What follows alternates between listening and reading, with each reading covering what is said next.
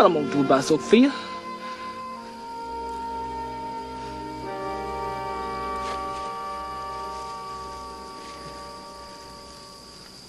Beat her.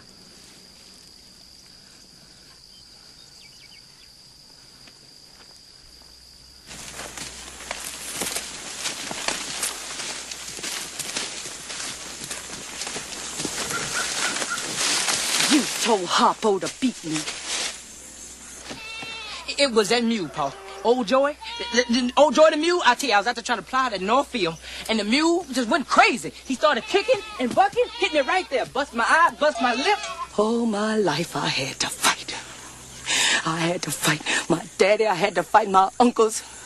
I had to fight my brothers. Girl, child ain't safe in the family men's.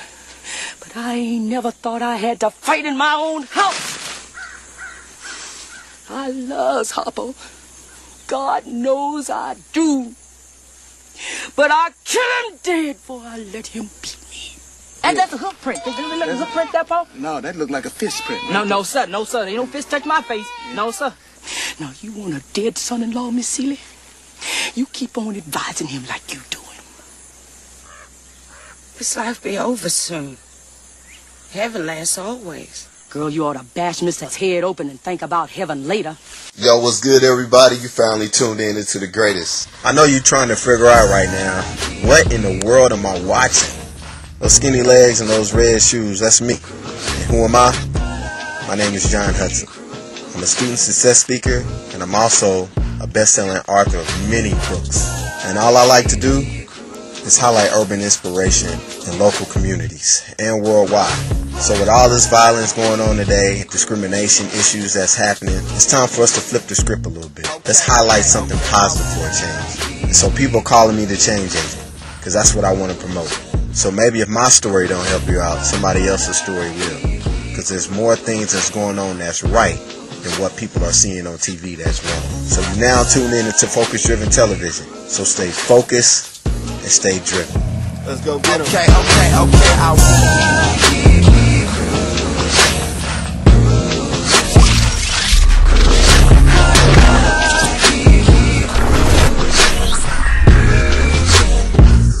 Welcome to Focus Driven Television. I'm your host, John Hudson, and today's show is incredible. I have probably one of the best kept secrets in the movie industry. They just totally forgot how powerful he has been within the movie industry. And today's guest is the one and only Mr. Willard E. Pugh. Welcome to Focus Driven Television, man. How you doing, brother? Thank you. Well, cool. Well, listen, I know you from Memphis, Tennessee. It's my hometown. And you are here, right here in Kansas City. We're in Kansas City, Kansas now. But what brought you here? I would say the barbecue because it's the battle we've been having since I got Exactly. Memphis barbecue versus Kansas barbecue. Right. But I don't want to go there because I'm still in here. Yeah, I got to get back home. You got to get back home. So we're going to leave that. Okay. So I'm here with the Dream Foundation, which is working with at-risk youth. Okay. It's sports, education, and entertainment all combined. Right. And yesterday we were at the Paseo High School. Yes. Oh my goodness, it was off the chain. It was off the chain. Wow. Those kids were challenging me to no end. I mean, the dancers, the singers, and one kid had on jeans. Now he kicked his leg up over his head. One behind him, I said, "Oh, don't you? I'm a professional. Right. Nothing on me. Okay, I couldn't get that leg on the ball. Right. I forgot I was 56. Okay, I'm thinking 26. But the body said no, man. 56. Felt like 86 this morning. Right. Well, we had a good time. Those kids were something else. Good. The program is incredible. State of the art, everything. Right. The video program, the acting program, the dance, the teachers. Wow. It was just fun. We had a great day with the students. Well, I'm glad you did. You mentioned acting. I didn't even get a chance to introduce you because a lot of people don't know who you are and how many movies you have been in. Incognito. So I'm gonna list a few here just to kind of tell the focus-driven audience how many movies you've been in. You're best known for the movies of in a Rage of Harlem, Made in Heaven. Yes. You was in the movie with Harrison Ford called Air Force One. You was in a movie with Chris Rock called Unfortunately, goes CB4. Everybody loved it. Everybody loves CB4. But unfortunately, they might have been smoking something. Right, exactly. Some crazy hip hop rap kind of car? I remember it when I was in the 8th grade. Oh, okay. So it was one of those jobs. One of those jobs, you got to do it. Okay. And then you also was known for RoboCop 2. Yes, I was the mayor. And the one I think most people know you for is the movie you played, Harpo. Color Purple. In The Color of Purple. Yes. And we got it right here, here in KCK, right here on Focus Driven TV. Man, I feel so honored to be in your presence. Pleasure. So, you was also featured in Martin. Yeah, Big Martin's Country Cousin. Get up here like a pair of tight drawers. Got to fight in the church with Gina's dad and everything. My wife had a Fruit Loop hat on. Right. Man, Martin is like one of my favorite all-time sitcom shows. So, I wanted to just segue into that, say thank you for being on the show. And I wanted to just talk to you about, some of the things that these young people think as far as getting into the movie industry. Because when you talk about dreams and when you talk about purpose, a lot of these young people got these aspirations of thinking, well, all I need to do is do one or two things and I can get in the movie business and then bam, I got it. I made it. And you've been in there for how many years? 30 years. He's been in the movie. I'm 38. He's been in there for 30-something years.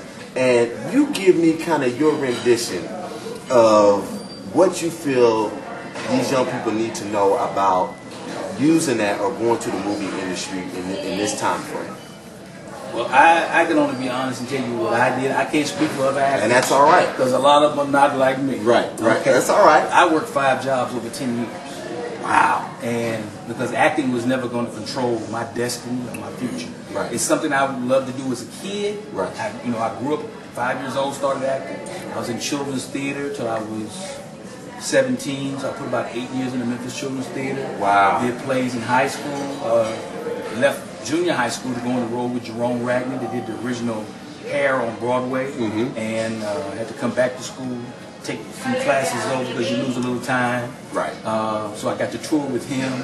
Did a show called Picture Pages on TV. Yeah, I remember Picture Pages. Nationwide, we were the local kids. Picture Pages, Wednesday morning, 7 o'clock. So you head through that hole. Right. I had a car in high school. My friends were walking. Wow. So, it was clowny stuff then, and then over the years, but I knew it was what I wanted to do. Right. And I did the drama. I was in drama in high school. Right. I went to Webster College, which in this area of St. Louis. Yep. They kicked me out. Shout out to Webster. I know. Your school, I know. you graduated. I graduated from you Webster. made it through. I made it. They kicked me out after my second year, okay? I wasn't good enough for the program, and obviously you're better. No, that's not true.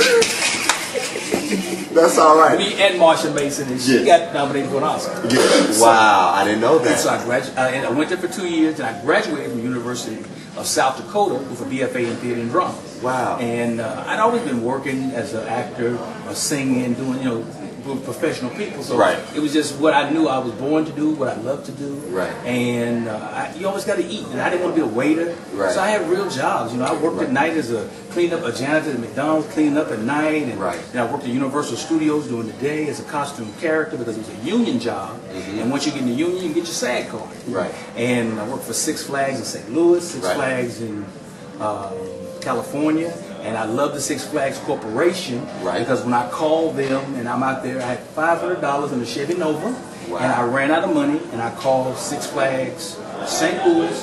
They contacted somebody at Six Flags California and got me a job probably in a 24-hour period. Incredible. So those connections that you make over the year are priceless. Well, see, Mr. Pugh, and that's the thing. You mentioned several jobs that you had throughout your acting and movie career. I wish young people would really understand the importance of having a plan B. You got to have a plan B, and my education was my plan B. And I'm the same way too. I shared with you a little bit of my story before. I played basketball. I wanted to, I had hoop dreams. I played with some of the hottest basketball players. Now they retiring. Okay, because it's life after the game. It's life after the game. But just like what you said earlier, you got to eat. You got to eat. And that habit's worse than crack. I can't kick it. Okay. Exactly. You got to eat. You got to eat. So. A lot of young people nowadays just don't understand the basic concepts of having a plan B and maintaining themselves in regards to their dreams and in regards to their purpose in life.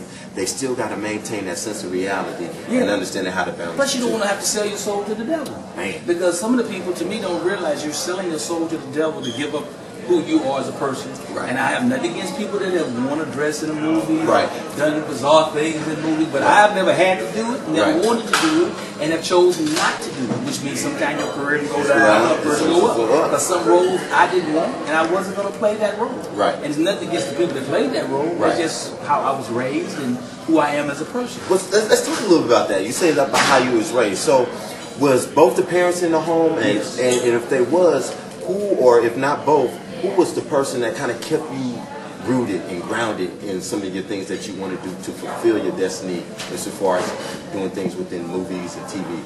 I was blessed that both my parents were in the home, but I was raised by a whole neighborhood. Okay. When I grew up, everybody could whip you. Right. I just I posted a music video thing of a song I did on YouTube. Okay. And I thank my first grade teacher. She's still alive. Oh, wow. I think she said she's 89 now. Wow. And on there said, thank you for that little red stick. Wow. That's what made me move the way I moved. Maybe James Brown was, she might be James Brown teacher. Good God. When she got through that little red stick, brother, you were moving. Okay? So she's responsible for my dance career. That's all right. Yeah, that's But we were good. raised by a whole neighborhood, the whole community. If you did something wrong, everybody could spank you, discipline you. So, you know, but I was always glad. My father was probably my biggest fan, but I never knew it. Right. Because he just was that kind of guy. Didn't go to a lot of my plays. Thank God for TV. Right. And video. Right. Because versus then, you know, TV wasn't as mainstream as it is right now. No. And all the connections that are so available with the snap or with the touch of a button is not available as it is right now either. And so that support was probably one of the things that I missed the most, because my mother went to everything, but I always wanted my daddy to see me. He never really got involved. Right. But when he passed away in '87, Oh, wow. I found out he was my biggest fan, because everybody that came to the funeral was telling me how my dad would go back to work after he had retired and tell everybody, look, my son gonna be on TV tonight. You gotta watch my son. And I asked Dad how I'm doing. He said, oh, it's all right. He doing all right. He'd act like it wasn't no big thing, but I think he just didn't want me to get caught up in all the hype and the glamour of Hollywood. Right. Because a lot of it actually is just hype and glamour, what people want to present to you. Right. I live a real life, a normal life, I'm glad, simple hey, life. they need to hear The this. life of the rich and famous ain't everybody. Right. And sometimes people, you know, when I was doing Color Purple, I had limos take me back and forth and run me around. As soon as the movie was over, I was waiting for the driver. I said, who is that guy? He thought I wanted a job to drive the limo. I thought he was going to drive me like you. Right. He said, who are you? So, you know, you only hot as your last movie, your last song, your last whatever. Right. And that's why I've always tried to stay regular and do regular stuff. Well, because just like you go up, you can come down. Right. And people say, man, how you going through all these economic times and your career being down here? Me, I'm just rolling over. Right. Because I stayed on the ground. Right. And that's fantastic. And like I said, you know, you're one of those, what I like to call hidden gems. You still are vibrant, you still are upbeat, still got your energy, and you still are doing positive things. And you can't let them steal your energy in your Exactly. life. Despite, they will. Oh, I know they will. And that's what makes a lot of the people's careers go left. They Left become and right. drug addicts, they Right. committing suicide or killing themselves because Right. they put their whole everything into that world that ain't even a real world. Right.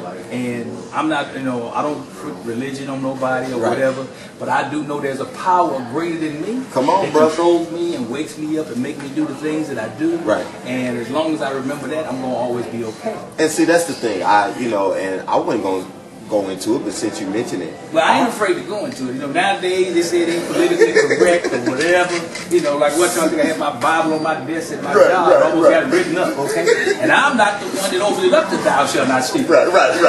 One of my clients did. Right. But that's it, Mr. Pugh. I mean, expound a little bit upon your faith, because a lot of people probably push that back to the side, like they don't need that in their journey sometimes, or they overlook it, or they don't use it as an important tool for them to stay rooted and Well, grounded. I live with me at the end of the day. Right. So no matter what I do throughout the day, when I go home in that quiet time or that time when you by yourself, you got to live with the decisions you made throughout the day. Right. And when you make movies, films, or whatever, they last longer than me.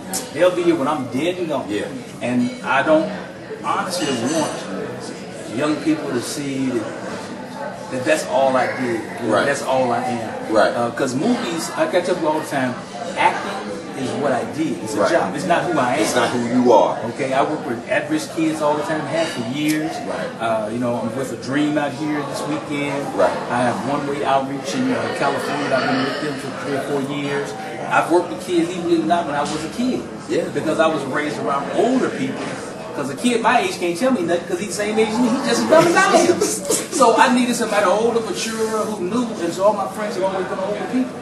So that wisdom that they had, sometimes people say, how old are you? Even when I was young, they were saying, how old are you? Right. Well, now I am how old are you? Right. I finally got there. Right. Well, and that's good, but people need to hear your story, and that's why I'm so glad you came, because, it's just not, I just consider you one of those individuals, to me, who is just a precious jewel that people need to hear your story.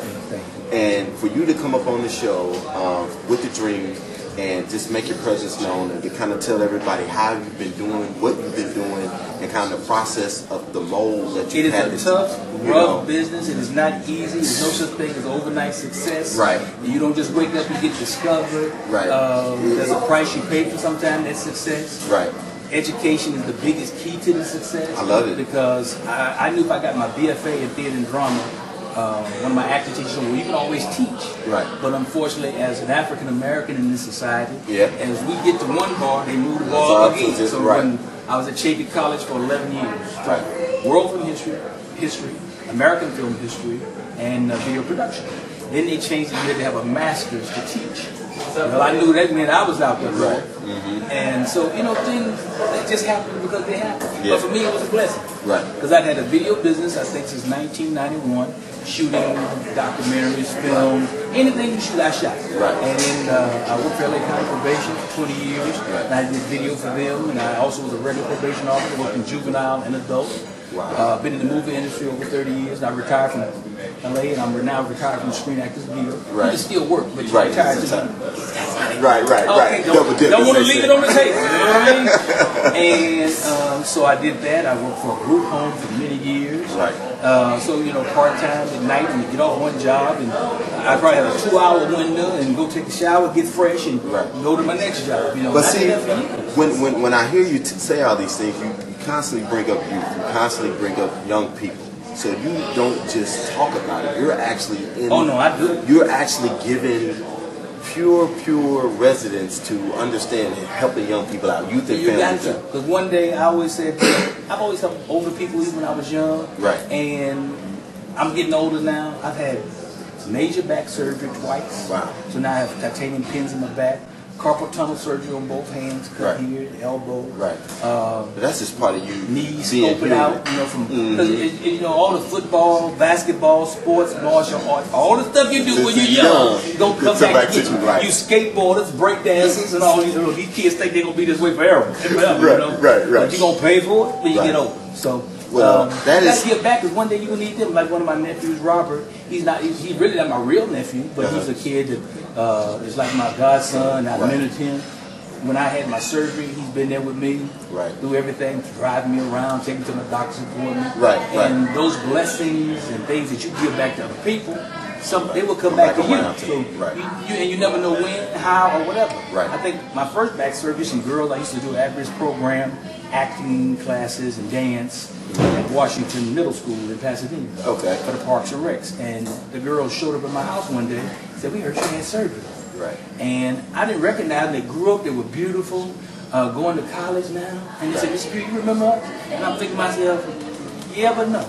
Right. And they said, we were homeless and living in a car when we were going to your acting classes. Wow. And they were in the same acting class that Megan Good was one of my students. She's now an actor. Oh, yeah, Miss Megan Good, yeah. And they said, well, we just remembered you and we heard about you. Our brothers, I think the brother went to law school, the 2 girls are doing something in medicine, and they were living in a car and homeless when they were taking these classes. Wow. And they said, and you never treat us no different from anybody else, and you don't know those seeds that you planted. Where they gonna grow and turn into being. I don't care how bad they might have been off track at some point. Sometimes the light bulb will come on and stop flickering, and they just boom, come on. That's it. And they bloom. So you have to try to plant that seed.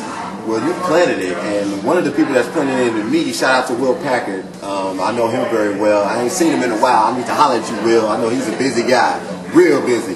But he's one of the ones that planted in me when I started my radio show back in 2009. And he said, man, just go do it. He said, just do it. Don't worry about that. Sometimes you got to create your own platform. But I always remember the people who got you there. And that's the people. And keep, he said, as long as you got your faith, your family, and have a little forgiveness in your heart every now and again, you're gonna move forward. And that is the key. And so, you know, that's it. So, do you have anything you're working on right now, or anything in the future that you're thinking about? Helping a buddy of mine promote a book. Now that you asked me, I went blank. I think I know what it's called. I think it is. Oh, okay. It's called Dining with the Ancestors. Okay. And by Dr. Eric Chambers. Okay. And what he did, he went around and did a bunch of interviews with different celebrities. I had met him years ago on the red carpet. Okay. And he did a book about if you could have dinner with one person, right? Who would it be? Right. And this book is filled with quotes from all kind of people. I mean, Gladys Knight. Cool. What's the new kid? Kendrick Lamar. Right. I mean, he got the hip hoppers from the old to the young, and he asked if there was one person you could have dinner with, who would it be? And my person was the world's fastest bicyclist. Oh, okay. And so that's what I picked. And when he was on radio with me last week, we were doing KGLH in LA, Stevie Wonder's radio show. Okay. And they said, who came in what position when people ask, who do you have dinner with? Martin Luther King. Okay. Was number one. Number one. Okay, I can see that. You're not going to believe who was number three. Prince. Jesus was number three. I said, what? I hope he's not listening. Right. Okay? How could Jesus be number three? Okay? Right. Okay. Martin Luther King, number one. Martin Luther King, Jesus is number three. So well, at least in every black household, I see Jesus first. Right. Dr. King. Right. And then JFK. Okay. That's what they're saying. Yeah, John F. Kennedy. There you go. So, but that's hilarious. That is hilarious. But no, that makes sense. So, you know, it's these are the kind of moments right now where, like I said, I just appreciate your time. Hey, my pleasure. And I appreciate you coming on now, being a part of Focus. Well, I thank you for thinking of it. And you know, don't be a stranger, man. Come on, you. if you can, come on back. If you want to tell everybody if they can see you, or you got a Twitter account or Facebook or anything you can tell them. I got some little videos on YouTube. They can hear me singing. Okay. Those are like some guy said, "Gee, that guy can sing." I don't know he can sing. Okay, so you got some. So the little quotes come up. Right. So I got a few little songs. I just posted them on. Okay, just pull them up for me to do. Okay, cool. Yeah. Well, I'm gonna go ahead and close us out, but I wanted to let everybody know Mr. Willard E. Pugh has generally blessed us with his presence today, and I want to thank him so much for being a part of Focus Driven TV. To me, he is what I like to call an urban inspiration. Okay. For him coming, bringing back, and giving back to the community, especially here in Kansas City, where it's heavily needed. We just want to say thank you. So thank you so much, my man. Don't forget out here to get my shirt. Let me see. Look at it. He got his national Negro baseball stuff on, so y'all check him out. He's fully Kansas City'd up right now. Okay. Without them, there would be no me. That's it. These are warriors that built a place for you and me to be here today. That's it. He's right. So on that note, stay focused, stay driven. God bless. We'll see you soon. Peace. Now I'm a